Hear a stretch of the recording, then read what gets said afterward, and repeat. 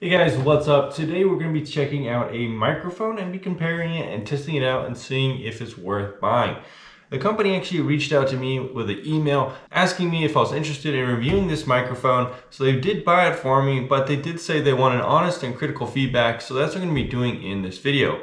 If you do want to help support the video and you do end up liking how this mic sounds or you like the sound of it, go ahead and click on the link in the description down below and you can buy it on Amazon. It'll help support the channel since I'm an affiliate for Amazon. Anyways, guys, so we're going to be checking out this mic. It's around $200 on Amazon, which is kind of like in the upper range for a microphone, but not as expensive as some of the, really high studio grade microphones out there. Wow, what the heck is this case?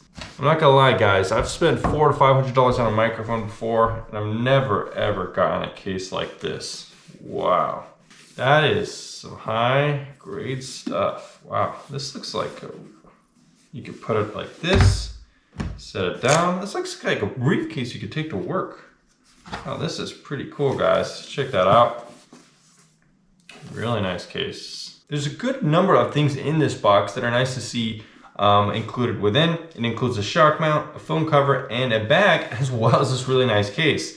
So that's really nice to see for the price. A lot of microphones do not include a shock mount or a phone cover, and those things usually aren't that expensive on Amazon, especially like a phone cover, but it is kind of a hassle to have to order it, so I do like that they included it. The polar pattern for this microphone is cardioid, and there's a lot of other random details about the kind of construction and engineering, but I'm not really going to bore you with that. You can check that out if you want to.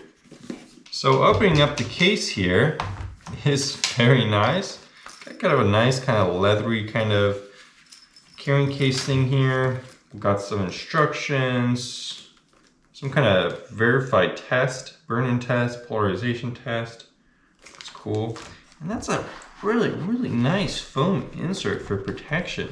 I don't know how often I'm going to be traveling around with this case or microphone, but I could see me using this even for camera equipment or stuff like that. I could easily maybe do some other kind of thing right here and then use this for anything else, not even just a microphone.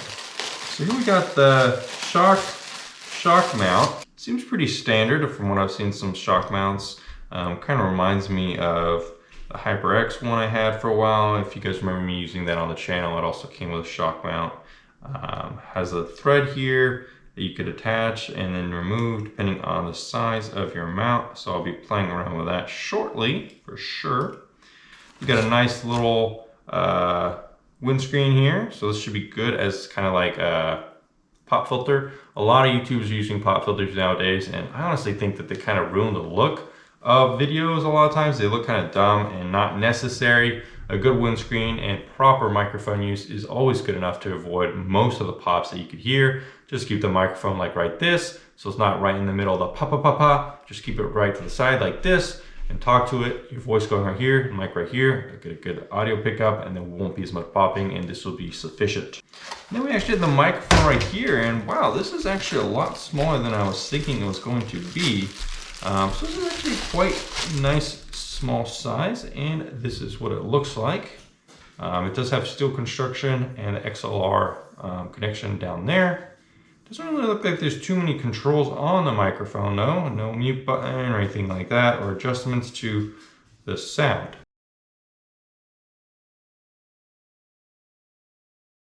Alright guys, so I got the mic plugged in and we're going to be doing some tests with it. I'm going to be doing tests without the windscreen on.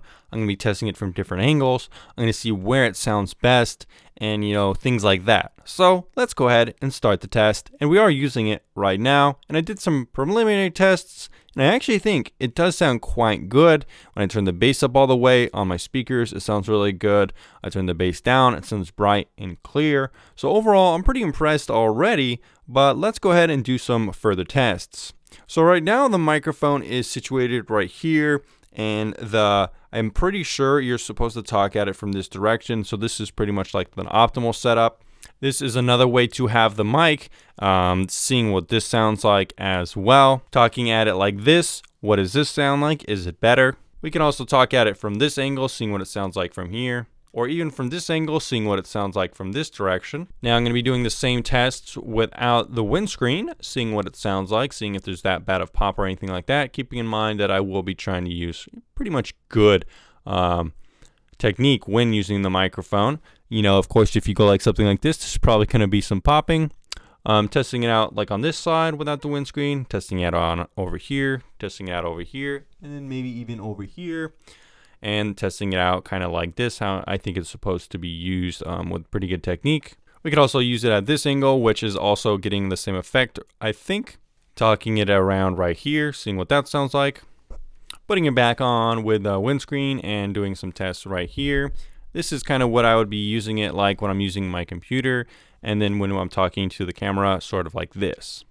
So what do you guys think? How does it sound? What about with the windscreen versus not the windscreen? Like I said already, it's nice that it has the windscreen, includes well the shock mount as well. Let's get some kind of like little vibrations here. See how it picks that up. You know, sometimes you bonk the microphone.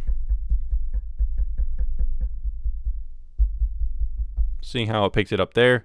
Seeing if the shock mount's helping that much. There you go.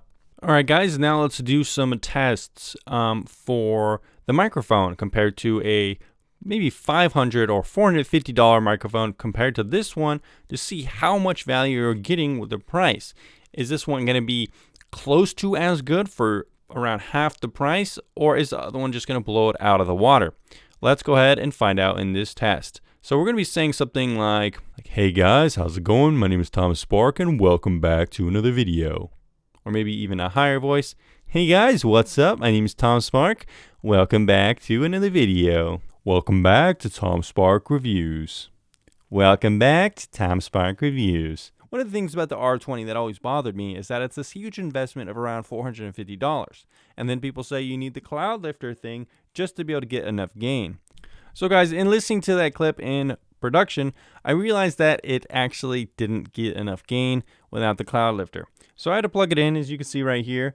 And now I think it does sound better, but unfortunately, I do think if you're going to get one of these high studio grade microphones, you're going to have to get the cloud lifter, which is a bit pricey on Amazon. So that's a definite pro for the other mic, in my opinion, because it sounds pretty good right out of the box without any needed accessories. Overall, guys, I'm quite happy with this microphone, and I'm glad the team sent it out for me to review it. I think for the price, it's an absolute good deal. I do think it sounds significantly better than some other microphones in the price range. I do think it sounds better than the HyperX. There are some limitations, however, of course. There's no like interesting gaming features where you could like mute it by touching the top. It doesn't come with any other different patterns. So let's say you want to do a podcast with two people on either side, or different kind of directional patterns. It really just has the cardioid pattern in the front of the microphone. But it does sound good. And it does come with a few extras like the shock mount, which actually works pretty good. And it will help prevent annoying sounds if you accidentally bump your microphone in a stream or something like that. And I do like the overall kind of design of the microphone is nice as well. It's got a smaller footprint and came with a nice case. If I'm to think about some of the things I don't like about this microphone, well, I don't know. I just can't think of that many. One of the biggest things that annoyed me about the Re20, like I said, is the huge cost investment of having to buy additional things like a cloud lifter that you will need.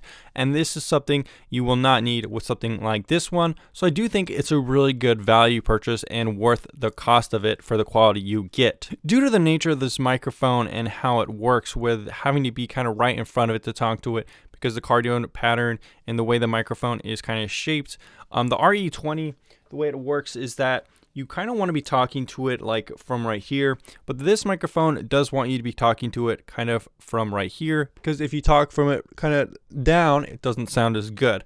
So I do think that there's going to be a slight bit more popping, and it can be alleviated kind of by talking more like in this fashion.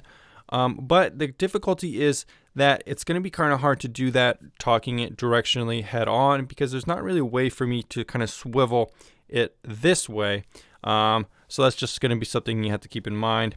Anyways, guys, those are my final thoughts on this microphone. I do think it's a good product. If you want to help support the channel, click on the link down in the description down below, and I'll see you again in the next video very soon.